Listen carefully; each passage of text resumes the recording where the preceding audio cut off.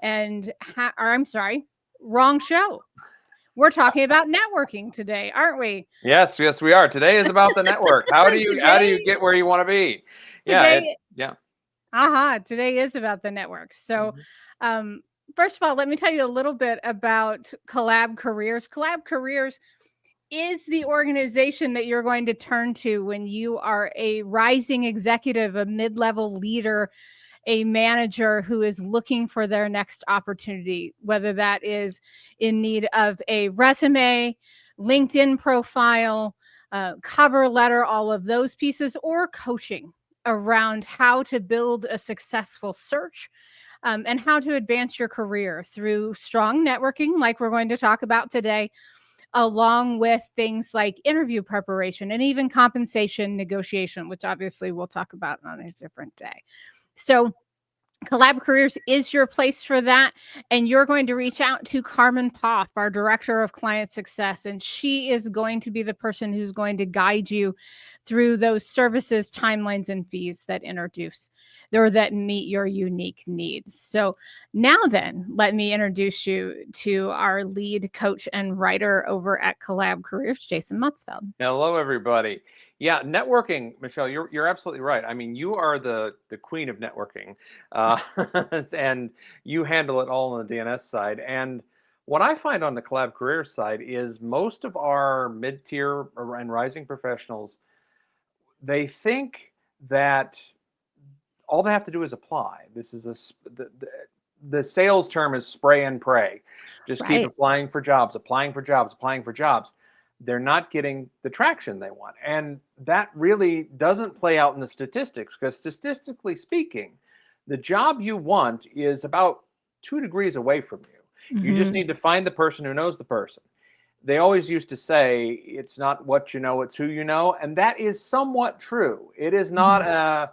a good old boys network. It is a network. It is just a plain old network. There is a real need out there for every one of our individuals who trains with us and does their coaching and resumes. They have solid talents. They have a value. They just need to make Mm-hmm. that right connection. So let me kick it off by asking the question: networking, how is it different than how do you do it right? How do you do it wrong? Right. Great question. And I think the answer is you be very strategic about it. Right. And a lot of people think that being a strategic networker means you're using people. That's not true. If anything, it's exactly the opposite. You're respecting what people bring to the relationship, and you're understanding when it's the right time to reach out to someone for help. What we know is that 85% of positions are found through people we know, not through applying on the internet. And that's a stat that comes directly from LinkedIn, and Yeah, they own one of the biggest job boards. there where you get the So, job. so if they're saying that, then I'm going to choose to believe that. And it tracks with what we see in our clients every day. And you made a good point there, Jason, that a lot of times the networking is really about the second tier connection or the third tier connection, meaning you don't know that person, but the person you know knows that person or knows someone who knows that person. And that's such a critical component. Mhm, So when we start to think about who do we know and we start to reach out to people, we don't want to spray and pray with that either. mhm. We want to make sure that we're being strategic, that we're asking ourselves, what is our end goal and who can help me get there? Yeah. Right. And you may not know the who can help me get there just yet. So who do I turn to? What does that look like? And how do I start to make that ask? Which, Jason, I know that's something that you really help people determine is how do you communicate your need and how do you approach the ask? Yes, it's very important in my experience to never lead with, "Hey, I want this." We get constantly inundated on social media, our inboxes, our telephones with Mhm, people who they want something from us. mhm, I always say lead with an offer. mhm. Hey, I am looking for X. Would love to, maybe even not even mention that. Maybe just, hey, I'm trying to meet new people, connect with people on a human to human level. In a strange way, networking is sort of just making professional friends. Mhm. And that's one way to look at it. It's kind of the social part of social networking and social media. Mhm. And LinkedIn is, at the end of the day, still a social network. And even if you're doing this off of LinkedIn through email, professional introductions, person to person, uh, good old fashioned networking groups that Right. exist around the country, uh, you're you're really leading with the how can I help? You Mhm. are personally famous for saying how can I help, and Right. I've adopted that because it's a winning strategy. Mhm. You're offering value when you're writing your resume. You want to write the value that you're right, that you're offering. So why not lead with that? It just makes sense to me. Do you agree, or I what do, else can we I add to that? do, and I think that one of the things we wanna make sure of is that we start even before we get to that piece, maybe we should back up and start thinking about who is in our network, Mhm. right?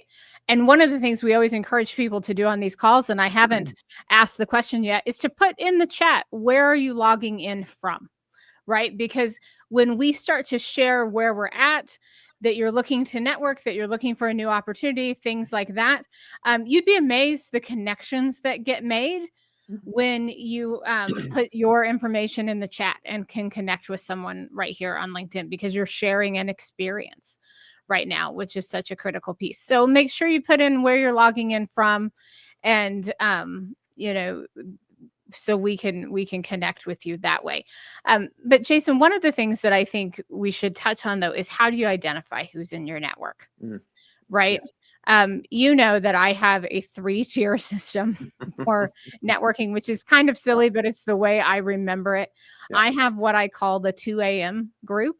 The 2 a.m. group are those people who I can call in a crisis. They are those people who will come and show up at 2 o'clock in the morning, no questions asked, and help out with whatever's needed.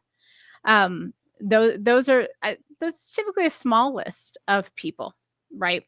In your network, but know who they are, know that you can reach out to them.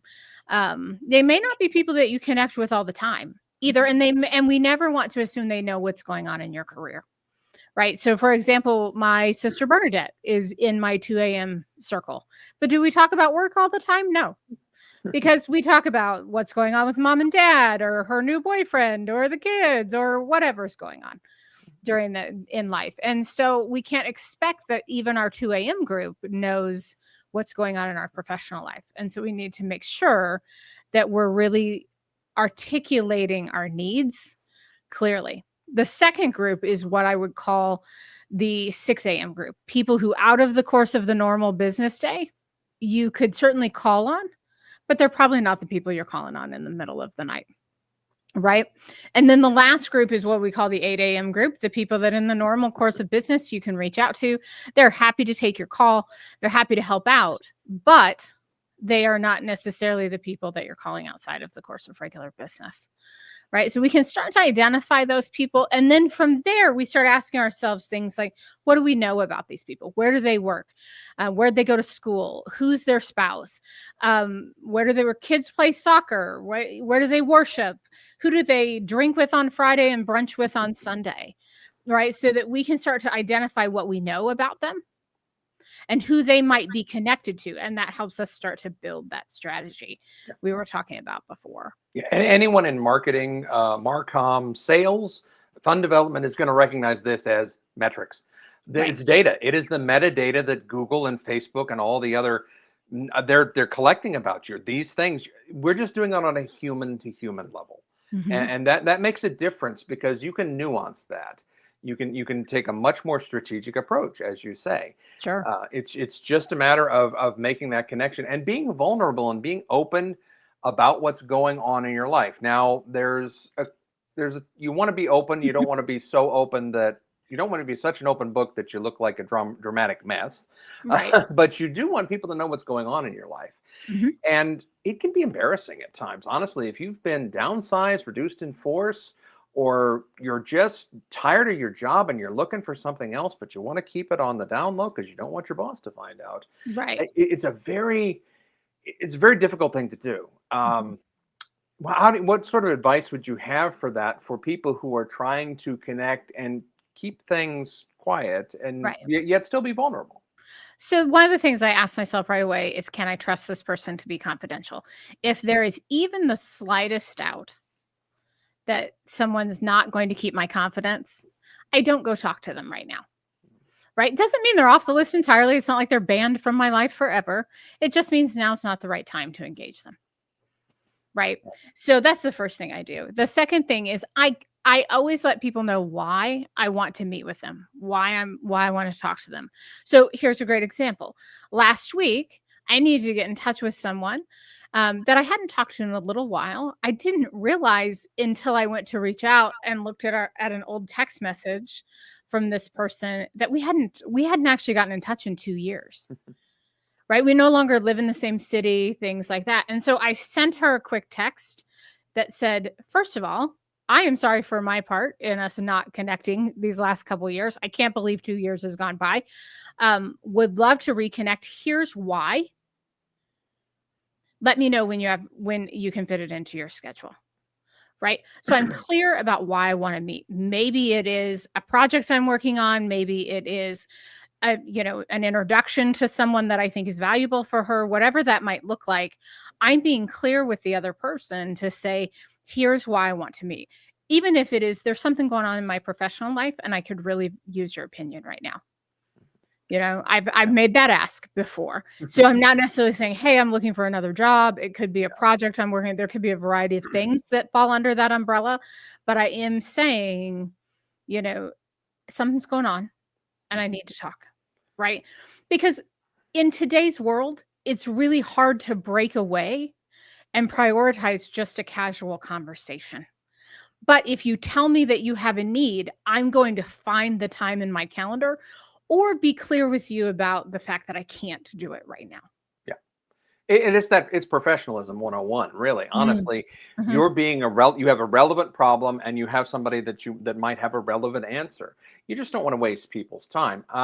Yeah, that is excellent advice. I would go back to something you said that you hadn't reached out to the person in a while. Do you think your reputation that you established in your prior connections with her and your interactions with her made a difference? I I think I think it does. I wanted your Mhm. take. Yeah, I think so, right? I think we want to be people of our word. We want to show excellence, that sort of thing. There are always people that maybe we haven't had the best relationship with. We had a client last year who, as we were working through this networking strategy, Jason, you may remember this, that he came to us and said, okay, the person who really holds the key to that introduction Yeah. is someone I used to work with. And I don't know that we left on the best of terms. Right. And that's a tough spot to be in. And so one of the things you want to make sure you're doing is keeping as many relationships as possible in good standing. But in his case, we worked on what to say to the person Mhm. so that he could reach out to the person and say, hey, I, you know, I'm sorry we haven't been in touch. I know that the last time we spoke, it was maybe a little challenging, but um, I'm interested in this role. I really think I could be a good fit and could be a benefit to you as well. The person responded and said, you're right. You are a good fit for this role. Let me make the introduction. I don't think that made them besties after that. Right. But I do think that this person was willing to make the introduction. They respected this person's professionalism Mhm. and that person's ability. Right. And sometimes it's not about us being friends Mhm. with people so much as it is the professional respect that you've alluded to here. Gotcha. Yeah, your reputation is your brand. And there's Absolutely. a lot has been said about branding, and I'm not a fan of the term brand, but it's reputation. It's reputation, and reputation is not something that's marketed. It's something that's made individual to individual. Uh, Now, question on elevating your LinkedIn profile. What are your Yeah. thoughts on the references and asking for references? Because I know references. I always recommend to my clients they're the old-fashioned letters of recommendation from Hmm. back in the 20th century, and they speak volumes. They're that social proof that people love to see. That Right. says, "Hey, this is what even just the mere presence of them, and the fact Hmm. that this person, this was just last year. This is somebody who's a big deal. Okay, they've got an endorsement. That's a good thing." Sure. How do you leverage those the requests? And is there a quid quid pro quo in requesting endorsements in LinkedIn? Tell me a little bit about that So from I your don't, perspective. from my perspective, I don't believe in quid pro quo. Hmm. I'm a big believer in if there is good cause for Hmm. an endorsement, then I will happily give it. Gotcha. Right. But I don't expect something Don't in expect. return. Okay. But I do think they are important to your point. Looking at endorsements that are a year or two old, Hmm. and no more than that is important. So every year, I reach out to a handful of people I've done business with to ask for those endorsements. Sometimes people say, "What do you want me to touch on?" Hmm. And you need to be prepared as to what area you want them to talk about, Yeah. right? And that in itself requires a strategy. Hmm. Are you looking to be known for something very specific? If so, reaching out to a couple people who are willing to give you written endorsements, that speak to that specific attribute or experience is critical, right? And I would say don't make it all focused on one thing. Maybe you want one or two people who are going to speak to your leadership qualities, one or two people who are going to speak to a technical aspect of what you do, one or two people who may be speaking to a leader, another aspect of operations excellence, something like that. Gotcha. Okay. So, okay, yeah, that's perfect. Here's the big one that I've always found Yeah. with LinkedIn. LinkedIn is the value you get out of LinkedIn is almost directly proportional to the value you put into it, Hmm. the amount of time that you put into it. That said, people love to apply to jobs. They love to follow people. They love to just connect with people on Right. LinkedIn. It's very low stakes. What do you find is the internal motivator that really makes a person want to take that next step and reach out and be human Right. to another person that they want to professionally connect to? I think you've got to be willing to take the risk, Mhm. right? So when number one, I don't ask people, I don't follow people. I invite them to connect. Here's Okay. why. When I'm on LinkedIn and I invite someone to connect, once we connect, I'm showing up in their feeds as well. So it's a Mhm. two-way street. Yeah. When I am following someone, it's a one-way street, right? I want to build a relationship with you, right? And I'm going to assume until you tell me otherwise that you want to build a relationship with me too, Mhm. right? I act as if. I don't worry about being afraid of whether or not someone's going to like me or someone wants to hear from me. If they don't, that's fine. If they don't respond, that's okay. That's their decision, not mine. So making sure that we are actively engaging. When someone sends me a connection request, I accept it, or if I accept it, I respond with thanks for inviting me to connect. How can I help you? Mm. Because again, it's that how can I help you? Networking is not about you, it's about the other person. So Mhm. anytime I'm having a conversation, there are two things I'm asking when I'm networking. Number one, how can I help you? And number two, if I have an ask, right? I'm working on a project, I'm looking for a new opportunity, something like that. I am always asking, who else do I need to know? Because as you pointed out in the beginning of this conversation, it's often the second or third connection that's going to be the help in landing your next opportunity. So, who else do I need to know? And the person may say to you, I haven't thought about that. That's okay. If you'll give that some thought, I would love to know who else I need to know to move this search, this project, whatever it is, forward. And then from there, asking the same question again. How can I help you? Right? Even if you feel like you can't help someone, you'd be surprised sometimes how helpful you can be. Yeah. And you also may just really be surprised at how rarely people ask, "What can I be doing for you? How Mhm. can I help you?" Sure. Someone asked me last week out of the clear blue, "How can I help?" "What can I be doing for you, Michelle? How can I help?" I had to fight back tears Mm. because people so rarely ask, "Michelle, how can I help you?" So rarely do people ask. And I caught myself getting choked up, right? And I think a lot of us feel that way. I Mhm. think people who often receive asks for help rarely are asked how they can be helped. Yeah. So that makes you a vital part of that network. Mhm. So who else do I need to know? And how can I help you? Yeah, that you've hit the nail on the head with that one. It is that you'd be surprised what a simple human connection can make a difference in, and you will remember that person. And when you've reached out and done the same thing to another person, they will remember you. You will be top of mind. That's an impression that you can't buy. You can't. Mhm, You can only make it. You can only experience it. Uh, One thing that I've noticed about LinkedIn, and sometimes the lowest stakes ask that I always introduce my trainees to is just expand your network. Start there. Start saying, mhm, "Hey, I'd like to connect." Now, you're a LinkedIn top voice and an influencer, a thought leader. So, what do you do when people reach out to you out of the blue? mhm. What from a person who's just starting out on LinkedIn or they're just starting networking? What do you do when a stranger approaches you? I mean that can throw you off and Right. throw you off your game if you're not Stranger familiar with danger. it. Yeah, it's Right. new. I mean, we're taught Right. not to trust strangers, don't talk to Right. strangers, don't candy from them.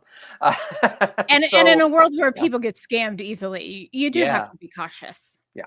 You do. Mhm, But what I will say is that read their profile, right? mhm, Is it brand new and it doesn't have, it has one employment and doesn't have an actual employer and doesn't have a photo and doesn't have a banner image, any of that, mhm. and has, two connections or five connections with it? Maybe that's not someone I'm accepting a connection request from. Yeah. Right? Is it someone who is clearly a salesperson who is going to try and sell me something I don't need right now? That may or may not be a connection request that I accept, right? But if someone is saying, "Hey, I'm looking to expand my network and it looks like we know a handful of the same people," things like that, I will often accept those. So there are two philosophies on LinkedIn. Number one, you should know every single person that you connect with on LinkedIn. And then the second is I'm going to connect with all kinds of people on LinkedIn because I wouldn't otherwise get to know them. I have 16,000 connections on LinkedIn. Clearly, I take the latter philosophy. So make sure that you know which way you want to go. Now, I have a colleague who's a recruiter. He only connects with people who that he has had some interaction with. When he lost his job during COVID, he was able to he felt like he could reach out to every single person that he was connected to on LinkedIn. So there were about 600 people that he was connected to. He felt secure in doing that because he'd had some sort of personal interaction with them. Maybe they had been a candidate and he knew he had treated them well. Maybe it was his next door neighbor or something like that. But so there is that philosophy, and I get that. For me, it's about making sure that we are really expanding and meeting people we wouldn't otherwise get to know. Gotcha. Yeah, and That makes sense? yes, that's an important thing to point out too. Your comfort zone. You may think if you were a Mm, technology professional, you should only network with technology mm-mm. professionals. No, HR people, salespeople. You'd be surprised that expanding that network will get you those ins. Now, something as people start to engage more on LinkedIn and they start putting out content, sharing articles, Sure. basic comments. Again, this will attract attention. Again, Right. another human emotion that ironically we should all be comfortable with in the 21st century, but we're taught don't draw attention to yourself at the same Sure. time. So what are your thoughts on that? As people, again, should we be trying to elevate ourselves and use that to leverage into our connections? Absolutely, we should, right? Mhm. So your LinkedIn profile is your marketing piece, right? Just like your resume is a marketing piece. These are opportunities for you to boast about your accomplishments and your achievements. When you write a resume for one of the Collab Careers clients, you are highlighting their accomplishments, their achievements, what sets them apart from their peers, right?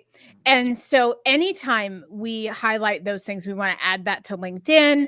We might strip some data out. We don't want to share things that we're not supposed to be sharing online, Yes. but making sure that you are really highlighting your experience, your knowledge, your expertise. Ask yourself, what do you want someone coming to you for? So the content that I post, and Jason, I know you do something similar, is really focused around the end user, the reader, right? Your resume, your profile, all of those things, they're about you, not for you. We say this all the time. And so, really making sure that you're expanding that thought leadership, sharing an article, sharing, writing a post about Hmm. something going on in your industry. You pointed it to something a little bit ago, which is do not be overly dramatic or Yeah, incredibly negative.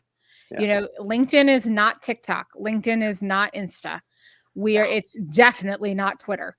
And Whew. so we want to make sure that you're bringing your best self forward. I know you have you have a saying about that with authenticity. Yeah, it's just ditch the drama. You want to be yourself, but you want to be your best self Right. beyond anything. I mean, you want to put your best foot forward. It's about the standards. What's the energy you bring to the room? That is what's important. Being online in a situation like this where we're literally live. This is 50 years ago would have been you and I sitting on a stage in a literal auditorium. Right. That's all the internet is. It's just a large stage. And Mhm. all the world is a stage, as Shakespeare said. So put your best foot forward and have fun with it. Don't just, Right. don't just be, I have to be professional. No, no, no. Be authentic, relax, Right. because that energy shines through. Even in the typed word, that Mhm. energy shines through. You bet. So we are getting close on time here. What Always. other tips and things do you think that people need to know in their career search? Thank you for asking. What I think is most important here, and I think it's the number one thing that people miss, is the follow up. Ah, Right. yes. So I've had a conversation. So I've reached out to a colleague or reached out to someone in my network. They have recommended someone. And so I've reached out to that second person. So I've reached out to Jason, had a conversation, told Jason what's going on in my life. He says, go meet Deborah. Great. So I reach out to Deborah and say, hey, Jason Mutzfeld and I were recently chatting, and he suggested that I reach out to you. When is a good time for us to connect? Then I have the conversation with Deborah. One of the things I'm automatically doing is following back up with Jason to say, hey, wanted to let you know I had a great conversation with Deborah, and she recommended this person over here. Thank you so much for that. Mhm. And I'll keep you posted on the process. If you think of anyone else, and this is the key, if you think of anyone else I need to know, please don't hesitate to send them my way.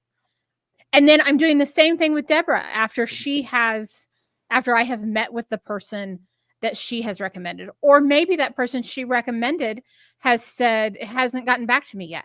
I'm still following up with Deborah to say, hey, wanted to let you know I've reached out to Carmen a couple times. I'm sure she's busy. She hasn't gotten back to me yet. But when she does, I'll be sure to let you know that. And if you think of anyone else that I need to be in touch with, please don't hesitate to reach out. Right? That consistent follow up, because once you and I leave each other today and we leave everyone that's joined us here, Mhm. we're no longer top of mind. Not Sure. because we don't want to be, not because we don't care, but because life is busy and life gets in the way. And we have 1,000 other things we're going to go do today. And we're no longer top of mind. Being top of mind, remaining top of mind in your network is your job, not your network's job. Amen to that. And Jay, yeah, it's really about respecting mhm, other people's time. If you wouldn't want a contractor to not show up to your house when there's an appointment, you, you'd be really right. PO'd at that. Do the same thing to other people. Just treat people with kindness, and you'd be surprised what happens. And take the extra step to follow up and say thank you. Jason, what's Oh your yeah, final tip as we wrap here? you just hit the nail on the head. It's gratitude. It's being thankful, appreciative of the person's time. Time and attention are the two resources that we all spend, but we don't budget for Mhm, necessarily properly. Spending time and attention is value in the 21st century. So be careful with it, mhm. and spend it wisely, and always appreciate it when people spend time and attention with you, and Absolutely. give and take. It's not quid pro quo, as you said. It Mhm. is. It should never be thought that way. It's not just a transaction. It's a person to person's connection. I love that. So, real quickly, Jason, I know that you guys have been working on a career go bag, Yes. right? Which is that list, that checklist of things Hmm. you need as you're making a career change. I'm going to put that Thank you. QR code for people to scan right here in the chat or right Yeah. here on the screen. as we're wrapping up today, let us know if there was a tip that you feel like was specifically meant for you, or something you want to know more about in future LinkedIn lives too. And I see Carmen has put her contact information in the chat. Reach out to her as well, and she can again guide you through those services, timelines, and fees based on your unique project for sure. And by all means, please connect with us on LinkedIn. Connect with us on LinkedIn. Michelle and I are happy to meet new people. So let's Absolutely. make that human to human connection. You know, there we'll at least have the value of having you've stretched those muscles, you've gotten out of the comfort zone and tried it. Just got to keep trying it until it becomes, oh, this is nothing. This doesn't scare me at all. I'm happy to. Right. Yeah, it's just practice, practice, practice. Being And I prepared and practice. And I'll throw out there that there are days even I have to talk myself into doing it, and I have literally been labeled an expert in this. So, Yeah, exactly. it Some days you it just can't people. some days you can't people, and you gotta force yourself to Yeah, take a step off the curb. So, exactly. Yeah. great to see you. Thank you Awesome. for Thank you, letting me Michelle. join the Collab Careers page today. All right. Awesome. Well, thank you so much. Stay tuned. We will have more LinkedIn Lives coming up from Collab Careers. And In 2 weeks, you have Emily, our LinkedIn expert, right? yes, yes, exactly. Upping your LinkedIn profile. It is that branding yourself, getting that optimized. That is a key component of that go bag, because if you want to be prepared for that next move, regardless of what it is, or if it even never happens and you Mhm. stay where you're at for the next 100 years, trust me, you want to be prepared. Emily can help you get your LinkedIn just all polished up and prepped, and that's what we're going to talk about. Awesome. Awesome. Thank you, Cool. everybody. Bye, everybody.